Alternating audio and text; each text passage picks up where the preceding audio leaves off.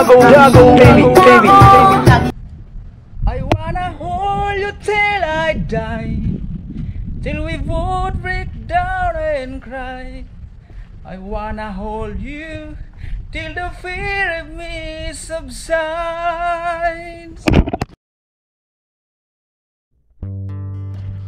For today's video mga kadagom, welcome back. Bali hindi tayo pumasok ngayon mga kadagom, nagpaalam tayo na mag-absent kasi mayroon tayong mahalagang pupuntahan. Ngayong araw mga kadagom, ako ngayon na mag-attend ng recognition day sa aking dalawang anak kasi si Mrs. dito sa tindahan magtitinda mga kadagom. So pinayagan naman ako na mag-absent kasi mahalagang time ito mga kadagom para laanan natin ng time ating mga anak kasi ito yung araw na mayroon pala silang mga high honor award mga kadagom. Parang nagmana ito sa akin mga kadagom ba? Kasi nung araw hindi mga kadagom, hindi lang sa pagmayabang, minsan lang ito pagmayabang ko lang din mga kadagom. Nung nag-aaral ako nung araw mga kadagom, talagang sinisikap po talaga na pagdating sa sa closing mayroon tayong mga award. Kaya siguro nagmana din sila minsan mga kadagom sa ating kasi yung katalinuhan mga kadagom talaga yun pinagsikapan talaga yan.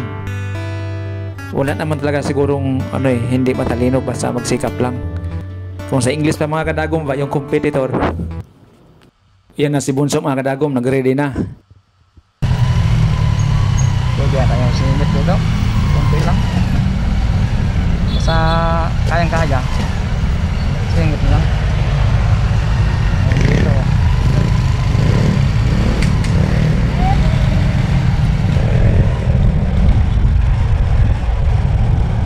Malapad kasi yung manubela ng motor mga kadagom.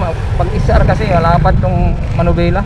Kaya pag singit-singit kailangan natin yung sansado yung luwang. Yung isang motor ko yung XRM, may-ari noon si Sniper, iniwan lang sa akin. Yan maganda yung dalhin, maliit lang, automatic. Ito the clutch.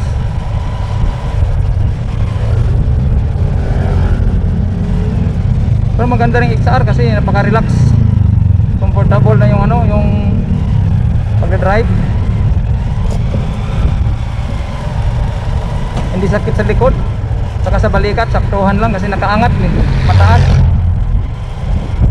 Kasi hindi ganong nagpapapayabot kasi yung shock niya kasi mataas din. Pang off-road kasi. Yung mga kadagom, dito na tayo sa venue. Di pala basta-basta ko muna ang video dito mga kadagom kasi meron silang sariling videographer mga kadagom.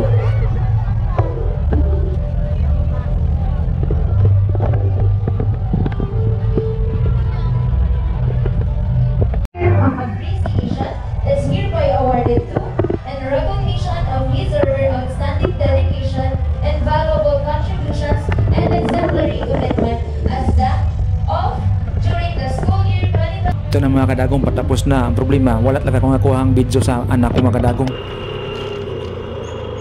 So ito na mga kadagom, kahapon nag-attend tayo ng recognition day sa dalawa kong anak, sa anak kong babae at saka sa bunso ko.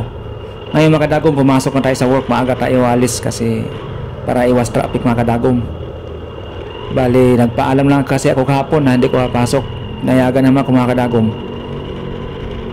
Ito mga kadagom, dapat kasi pag umaga hinahatid ko yan sa school, pero ngayon dahil bakasyon na hindi ko na sinabay yung bunso ko mga kadagom.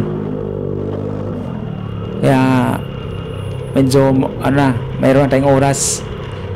Dati kasi pagpasok sabay ko yan, tapos paghapon sunduin ko naman yung isang anak kong babae, si Jinjin mga kadagom. Alam mo yung Manila mga kadagom, kailangan talaga dito yung oras marunong ka gumamit kasi bawat oras mahalaga talaga. Gaya sa akin, pasok ako ng alas 7 pero kailangan alas 6:30 doon ako sa work, tapos uwi ako ng 4:30. Minsan mag-grocery pa ako mga kadagom para sa tindahan kasi si Mrs. hindi makaiwan-iwan doon, magbabantay siya. Tapos pagkadating ng alas 6:30 ng gabi, sunduin ko naman yung anak kong babae na si Jinjin mga kadagom. Kasi iba dito sa Manila kasi parang half day, parang lang 6 hours yata yung pasok nila. Kasi pasok yung bunso ko maaga, alas 6, uwi naman ng alauna.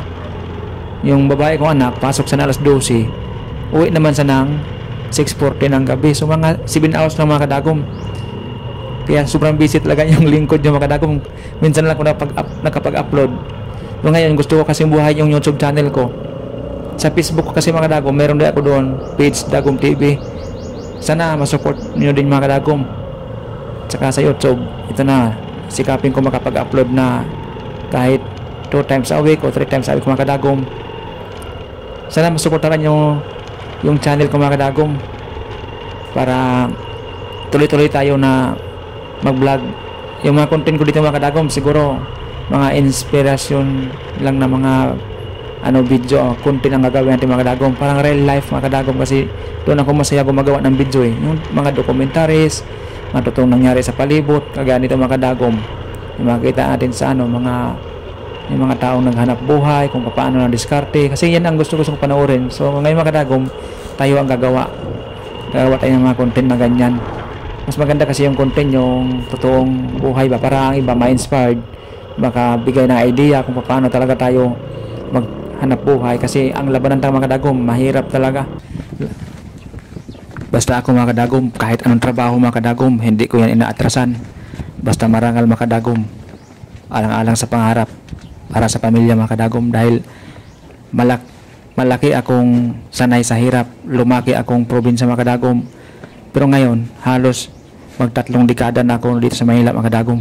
Kasi nung dumating pa ako, medyo pinatilyo pa ako mga kadagom, nasa mga kadagom.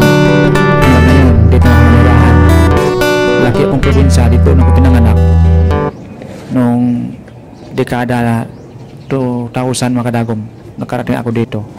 Kaya experience ko dapat dito, kahit anong trabaho mga kadagom, basta marangal, huwag tayong susuko mga kadagom. Ito mga kadagom, yung basura ito, may mga pakinabang pa dito mga kadagom na mga gamit. So tinatapon nila mga kadagom, bali pinipilian ko. Ang iba ito, pamigay ko rin doon, pero linisan muna natin mga kadagom, kasi hindi naman to masyadong madumi, kasi nakaseparate naman to mga kadagom. So para sa iba ito kadiri la tingnan, pero para sa aming mahirap mga kadagom, wala to sa amin, sanay na kami mga kadagom. So ito na mga kadagom, hindi pa tayo nakauwi. Yung dala kong itlog mga kadagom, deliver ko yan mga kadagom, kasi mayroon tayong Digistore, yung tindahan ni Mrs., tindahan ng masa. Bali online order to mga kadagom, ihatid ko pa mga kadagom. Ganito kasi pag ang inyong lingkod mga kadagom, kailangan natin magsikap hanggang mayroong opportunity mga kadagom, huwag natin pakawalan. Since mga kadagom, hindi lang medyo Bisaya talaga to, kaya medyo nahirapan sa kalisod ng Galog mga kadagom. Good morning mga kadagom. Ngayon mga kadagom, maaga tayo kasi papasok tayo sa work. Tapos wala pa tayong baon mga kadagom, kukuha tayo ng cup noodles dito sa tindahan. Lista lang natin payabayaran di pagsahod. Yan mga kadagom. So dito yung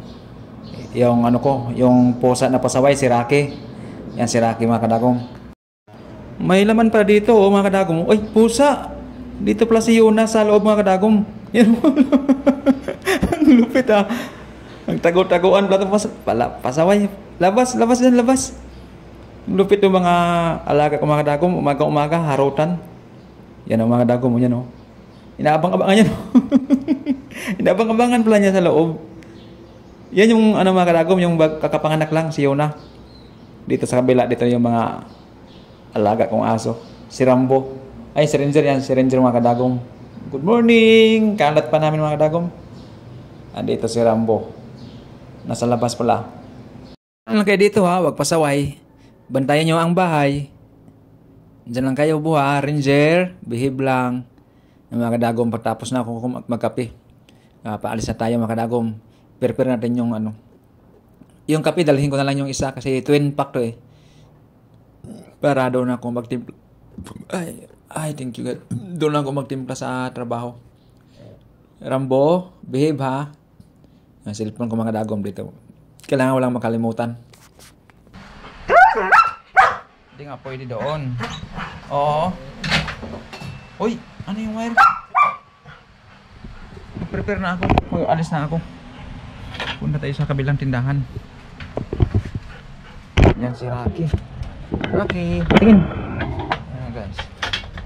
Yung gamit natin. Yan. Sarado pa kami mga kadagom. Mamaya na magbukas mga alas 10 sa tindahan namin. Yan mga kadagom. Ito yung tindahan namin yan. Sarado pa kami. Mamaya pag uwi ko sa work, mangumpra naman ako. Yan mga kadagom. Yung laman dyan, andyan red horse. Oh. May marami dyan. Marami red horse. Oh, Rocky. Ano? Tabaan ni Rocky mga kadagom. Rocky, tingin. Tingin na tayo. Tingin. Good boy. Lalaki ang kadagom. Alaga ko dito. Bali 5 na. 2 malalaking. Ano na pala? 3 pusa at 2 kuting 5. 7 na pala mga kadagom. Sige mga kadagom, babay muna. Nakalimutan ko pala yung baon ko. Ilagay dito sa bag. Nagbaon kasi ako ng kanin mga kadagom. Di bali, ang ulam lang bilhin ko doon sa trabaho. Importante maraming kanin kasi malakas ako sa kanin lalo pag pagod na mga kadagom. Pag tanghali na yan. Bahaw dito, lagay ko sa bag. Alis na tayo. Dito lang kayo, Rambo. Magpasaway. Ranger. Ingat kayo dito ha. Ingat, bantayan yung bahay. Mamaya, pasalubong ako sa inyo pag uwi. Okay, good boy. Ayun na, pasaway ka na. Tama na. Let's go na. Pasaway oh. Yung mga kadagom oh, parang gustong sumama ni Rambo. Mamaya hapon i-walk kita pag uwi ko maaga. Diyan ka lang kayo ha. Ano kayo?